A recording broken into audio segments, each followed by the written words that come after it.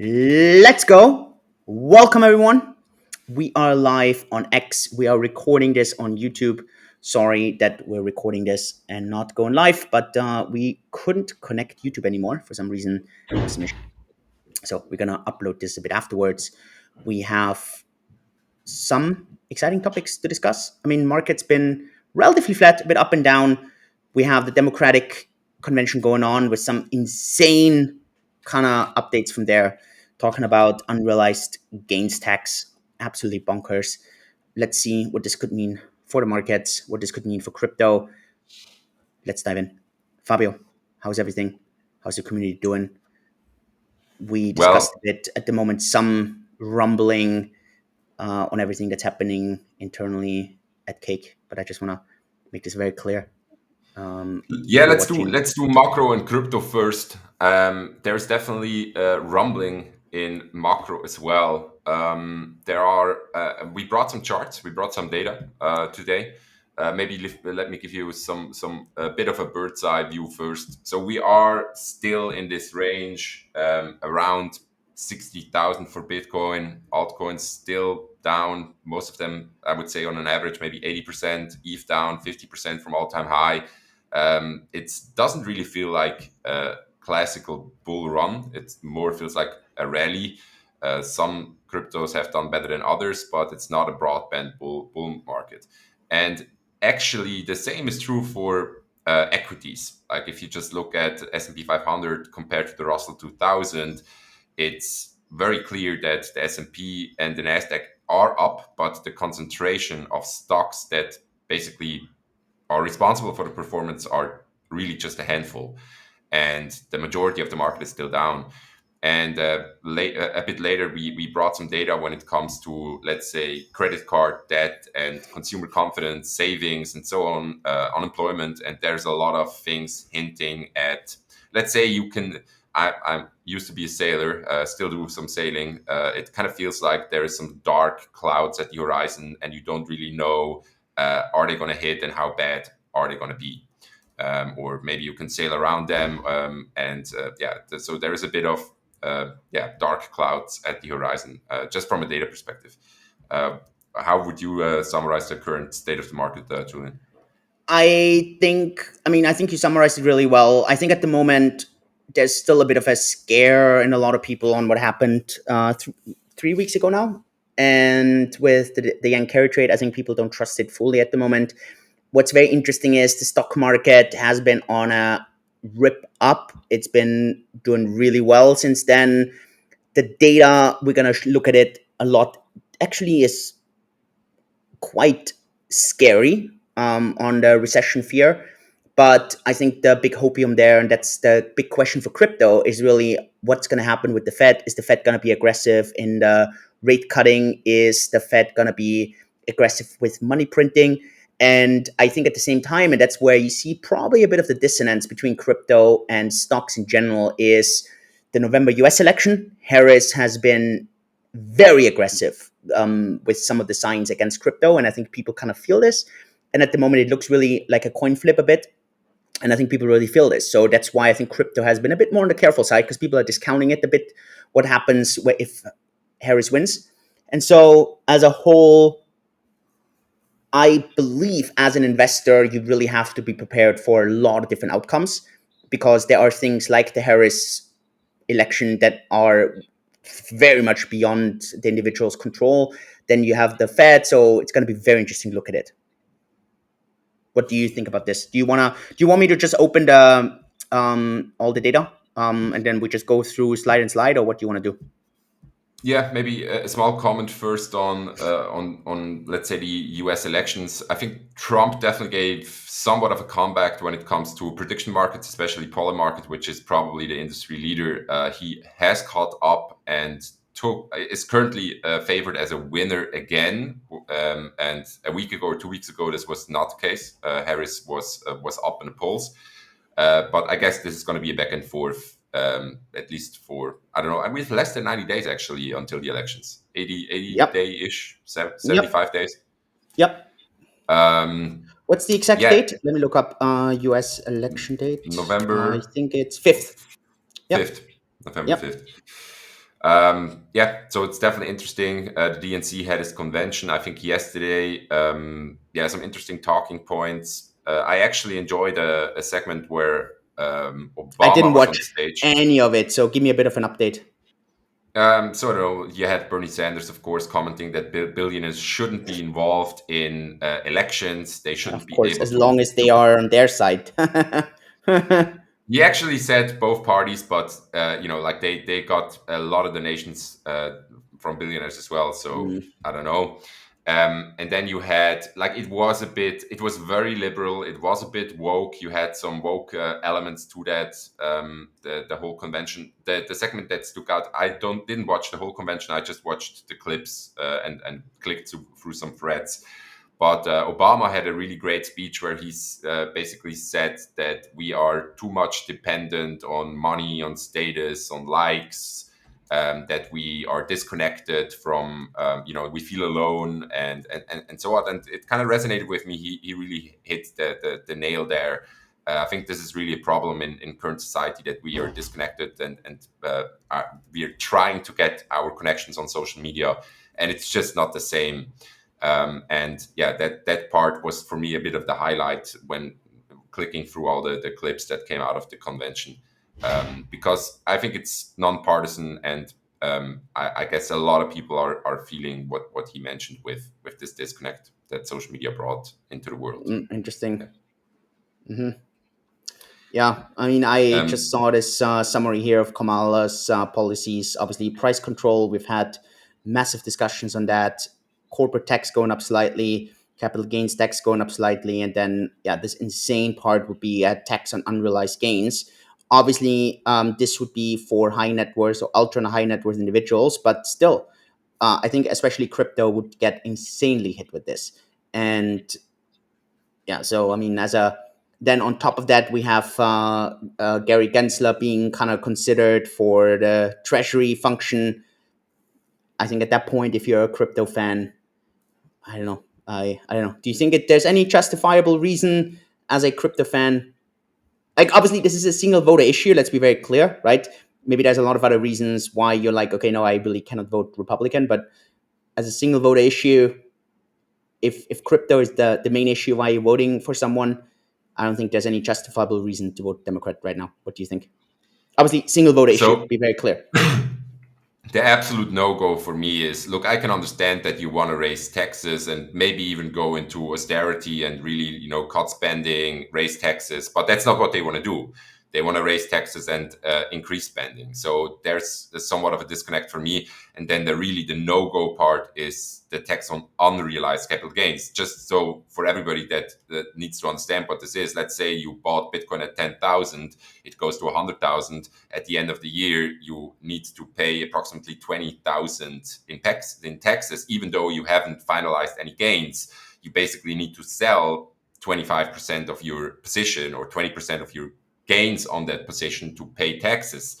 And unrealized gains or unrealized gains taxes is for me, it's an absolute no-go. Like, it doesn't really translate well into reality. I can understand that a country implements capital gains tax. I personally live in a country where we don't, and I really like that. And for me, it's very important to, like, if the Netherlands, for example, I'm based in the Netherlands, if the Netherlands is going to incorporate the capital gains tax, it's probably going to be a reason for me to move out of the country, Mm, and many others as well. But unrealized is just crazy to bonkers, me.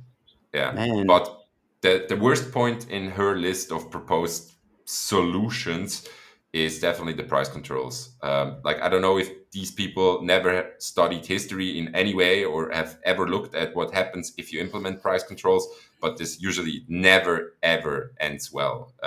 It's usually ends in shortages, and yeah, it's basically the first step into socialism or communism. It is Um, socialism. Yeah, it's the beginning of the end, though.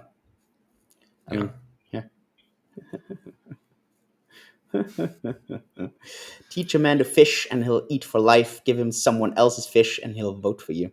What a Indeed. great picture. Yeah, here's the current election forecast.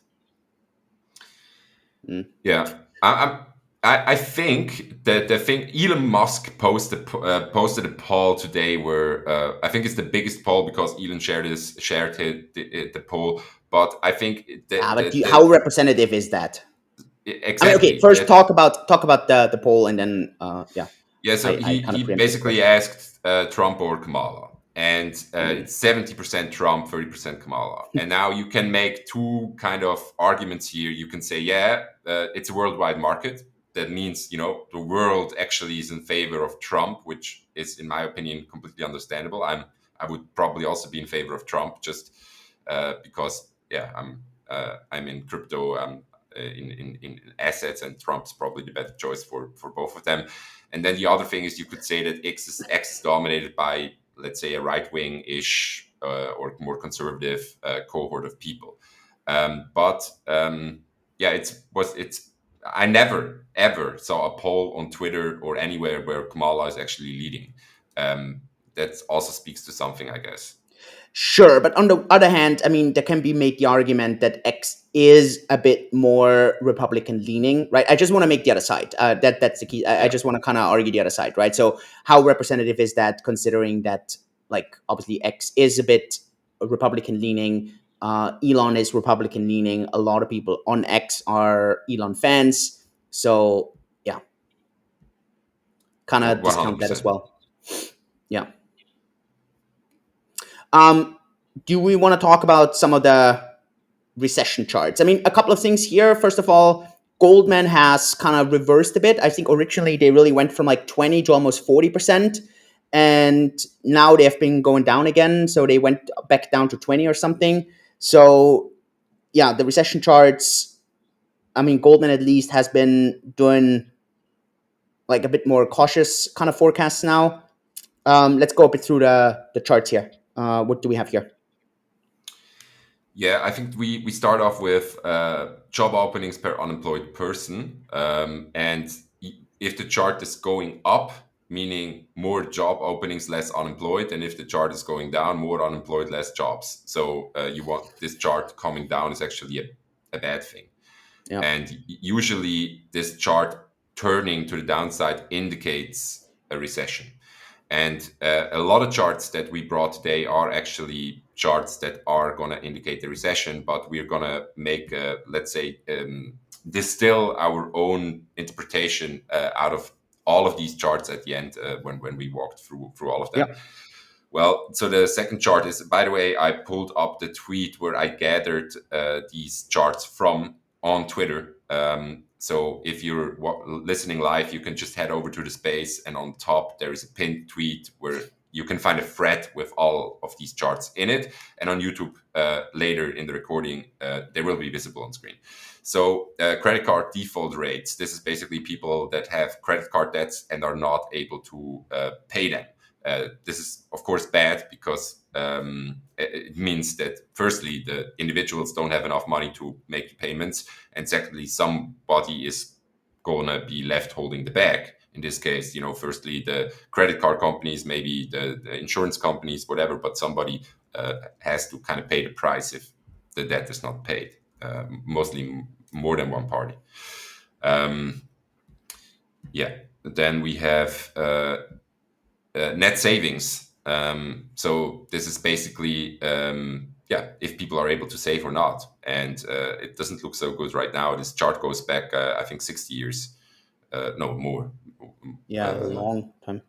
70 Yeah. year chart. And we're almost at an all time low. The lowest point was in 2008, Mm. right after the GFC. We're getting And back we there. are getting into the direction of yeah, yeah, next chart we have credit card debt, which obviously coincides with the default rate, but we are at an all-time high, almost a trillion plus in credit card debt, and this is, I think, U.S. Specifically to the U.S. Yeah.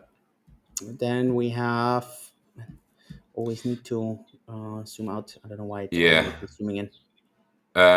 So we have total U.S. consumer debt, and this is student debt, credit card, auto loans, home mortgages, and so on. And they're also almost at all-time highs. We saw a little bit of a, let's say, flattening in 2022. But I think if you would zoom into that chart, you could see the chart already going up again. So we have a bit of a contraction in, let's say, 22 and 23. This chart also only goes to 2023, but it's already picking up steam again. Yep. And then, of course, the housing is as expensive as it ever has been. This chart is home prices to U.S. median household income ratio. So this means that house prices were raising faster than income. And we like 2000 and we already broke the all-time highs in the housing bubble in 2007 2008, and we make new highs almost every day now. So even though the mortgages are expensive right now, I think in the US around 7% or so for a 30-year mortgage. Even though these rates are as high as they are right now, we make new all-time highs in home prices. Not sure if this is sustainable. That's really insane. Um, Yes, and then we have excess Savings. saving. Yeah, yeah. And here you can basically see the two things that really stand out are that there have been a lot of excess savings in 2020 and 2021, mostly through stimulus to the pandemic, and then in 2022 and 2023 they really suffer and go negative again. Um, yeah.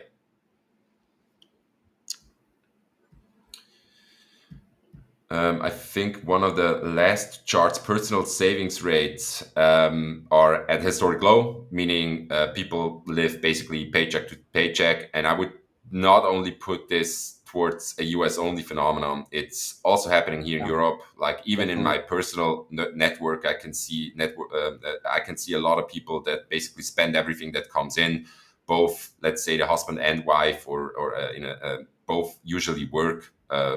One maybe 60%, the other 100%, but usually they spend almost all money that comes in and are not able to save a lot. Yeah. I brought a couple of things as well. A lot of Americans think they're out of work and are looking for jobs at highest rates in 10 years. Um, Here we have recession probabilities. I mean, obviously, this is, I mean, very difficult to obviously go into a uh, fixed amount, but yeah, it's definitely been going up. So, I mean, we're definitely not in the sure recession, but probabilities have been going up. So, um, yeah, startup failures going up as well. It's just, I mean, I think a lot of companies out of money, not good money management. That's definitely tough. And then here, earnings forecasts. This is on the stock side. So earnings, and that's the forecast, has been going down massively adjusted in comparison to what they really are. And the reason why this is interesting is because normally you want to have somewhat of an similar kind of direction so that the forecast direction, so they will never be the same. That would be insane, right? Like you can never forecast as correct, but everything kind of really drifts apart here. So it's not good that like everything is kind of really going down as an adjusted level. And then new housings also going down, and we have like a lot of the housing data, especially in the US. I think a lot of people ask this. So how does the US housing kind of affect general markets because it's so local? I just want to be very clear. US and housing is one of the biggest wealth like drivers. And so, yeah, some of the key markets, San Francisco, LA, Vegas, Florida, I mean, these are crucial markets. So if they don't do well, can be very painful. So, yeah, I mean, I want to be very clear. Okay, let's kind of talk. What do you think this means for crypto, or does this not show the whole picture? Because I brought one chart here that to me is the big hopium, where I'm like, okay, this all doesn't matter because the Fed has one massive tool, and that's the brrr, and that thing could be spun up. What are your thoughts on this? Yeah, I think you already hinted in the right direction. I think both can be true. Are we seeing indications that the economy is weakening? Are we seeing indications that recession is coming? are we seeing tough times ahead? When you just look at data, and we touched on plenty of data points, I think the picture is very clear that the economy is weak right now, that there are issues with when it comes to savings, when it comes to debt, when it comes to unemployment and so on. So almost every data point we looked at, it's tough to find bullish data right now, and I think both can be true. So yeah, we are looking at a recession. Yeah, we are gonna probably very likely gonna see a pullback. Like it reminds a lot maybe into let me think which year this was. I'm gonna look up the year.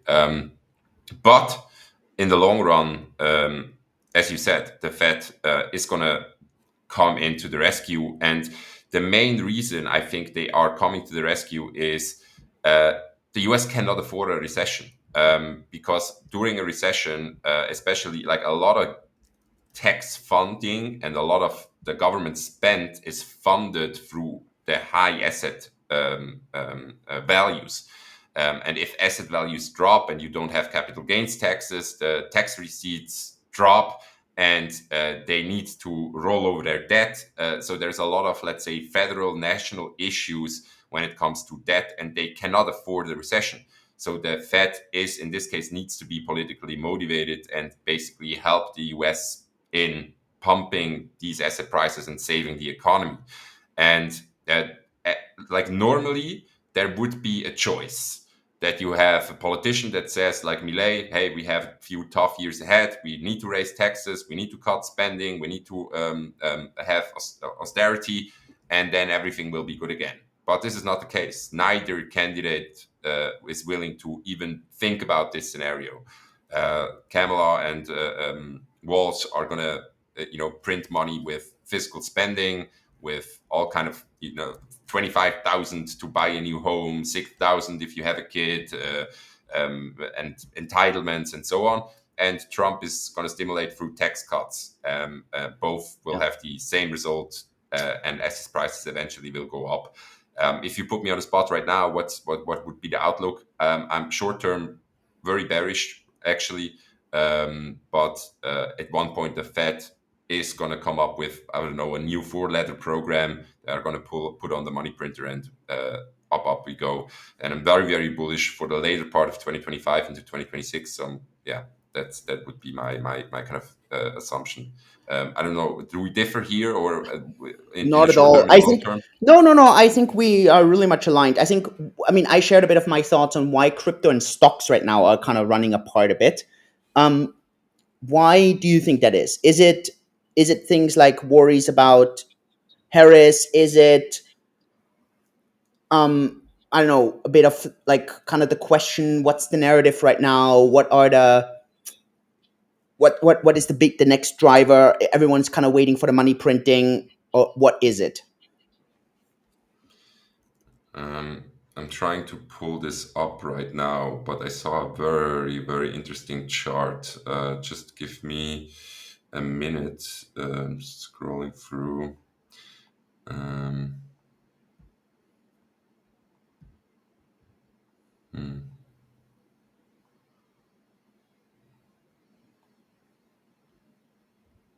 I cannot seem to find it right now.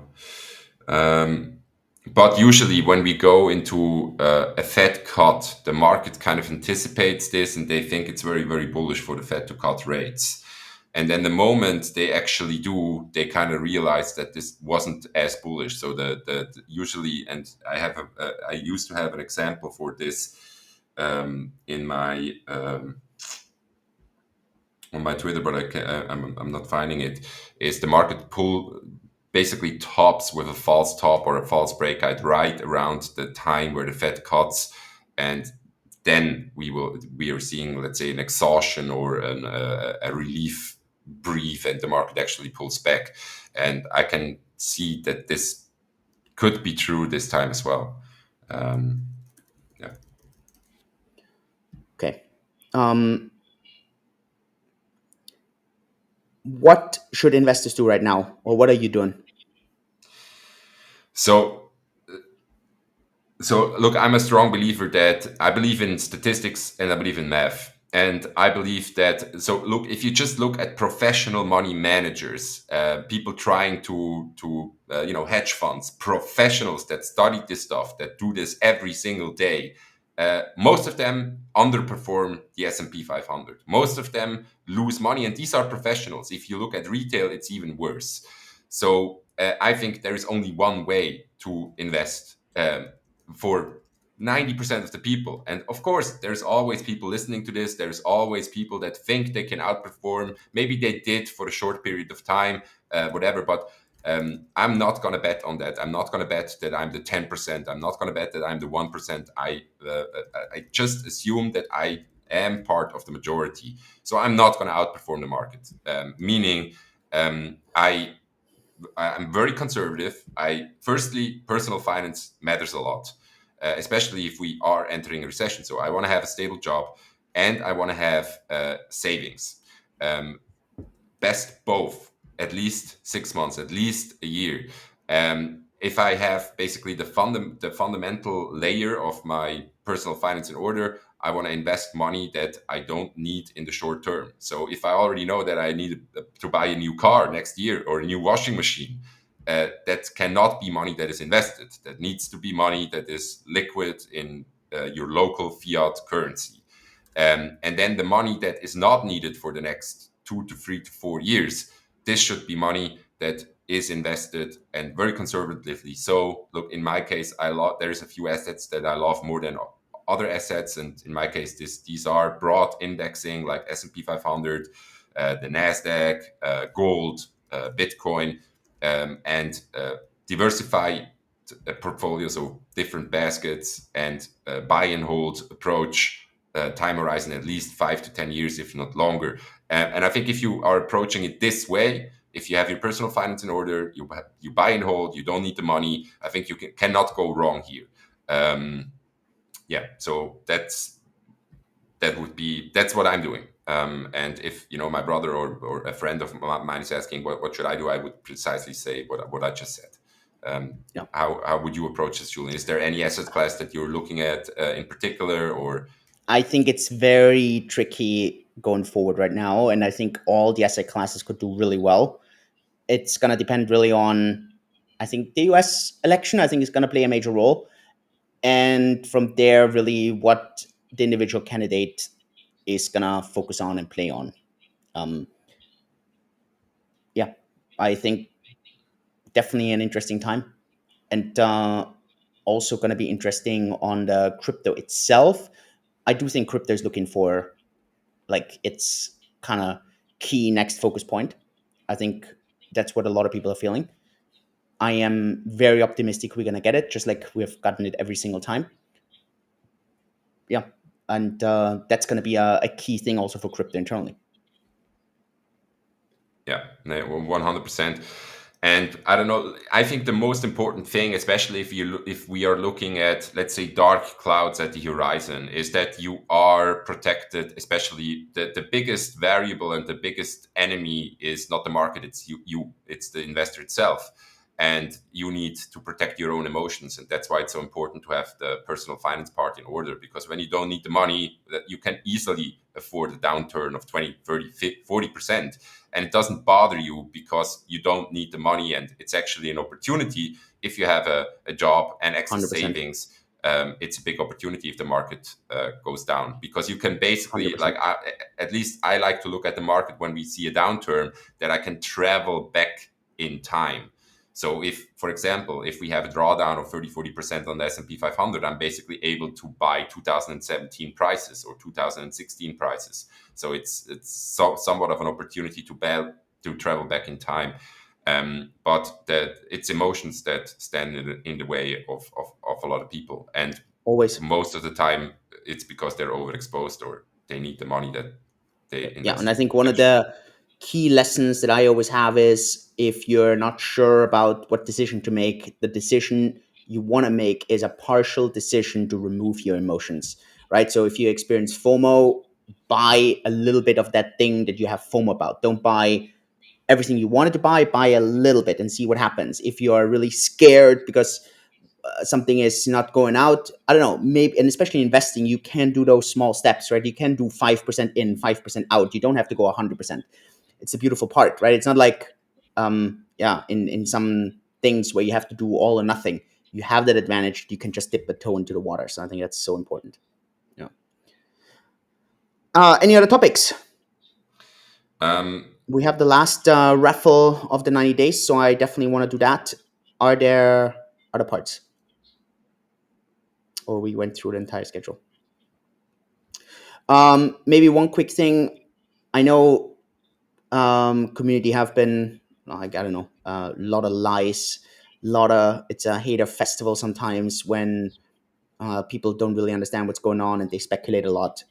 Just really want to be very clear on this. I mentioned this in all the videos that I've been doing for the 90-day game plan. So watch those. I talk about team, I talk about products, I talk about communication and marketing. I want to be very clear. We're here for the long term. Every decision we're making here is really about the long term focus. So customer funds are safe. We're focused on that. Please don't let people who are just unhappy with their own lives and unhappy with their own decisions scare you into making bad decisions yourself. So yeah, that's just the key thing I want to say there. I don't know if you want to add there anything, Fabio. um, I think it's online navigating Twitter, navigating online news, and let's say the rumor mill. It doesn't really matter what kind of topic that you're interested in. Like let's just say one thing that everybody probably can relate to.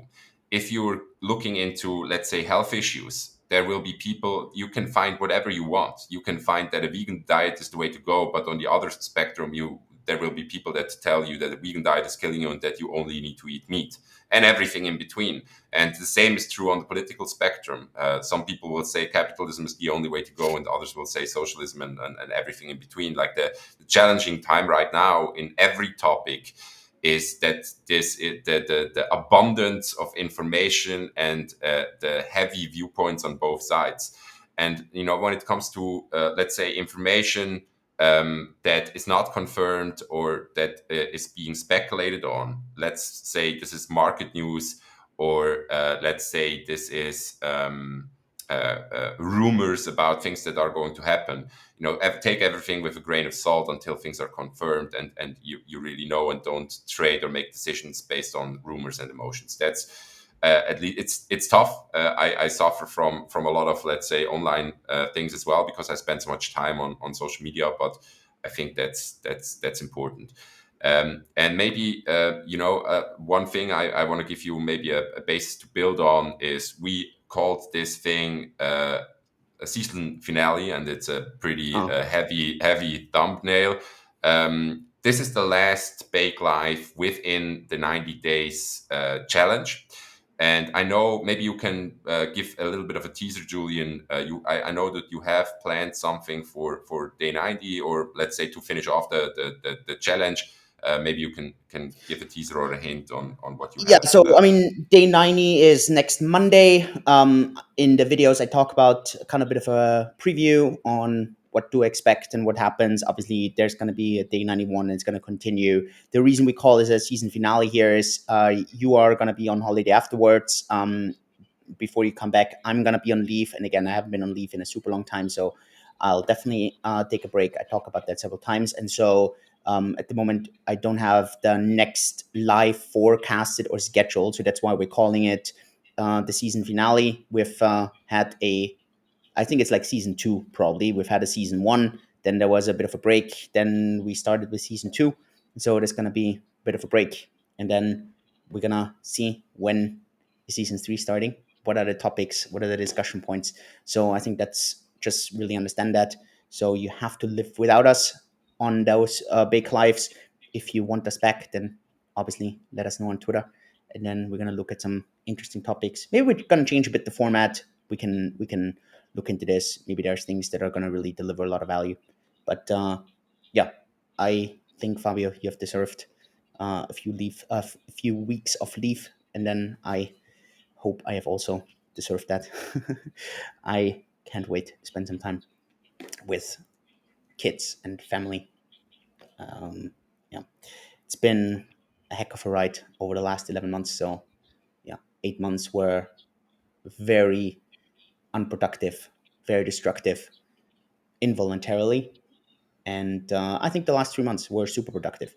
And it's a pity we didn't get the chance to do those 3 months at the end of last year. I think that would have changed the entire trajectory of everything.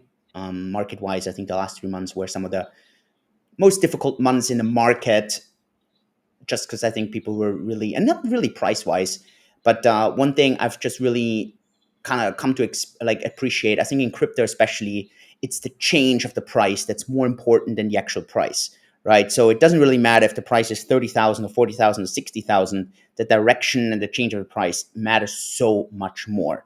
So what we're seeing right now, 60,000 is actually really, really high. It's not that far off from the all-time high on Bitcoin of close to 75,000, but it's the it's that the lack of change, and I think that's the tough part for a lot of people.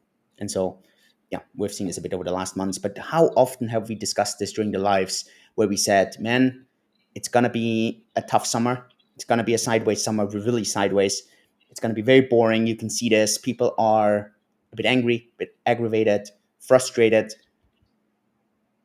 Yeah, the crazy part, people who dollar cost average so far this year, just this year, are just about positive, right? So it's just like, because the prices have been so brutal sometimes, even in Bitcoin, and altcoins sometimes have it way harder. So that's where a lot of the frustration is coming from. But that's something we've discussed so many times. That's where you need the time horizon. That's where you need the patience.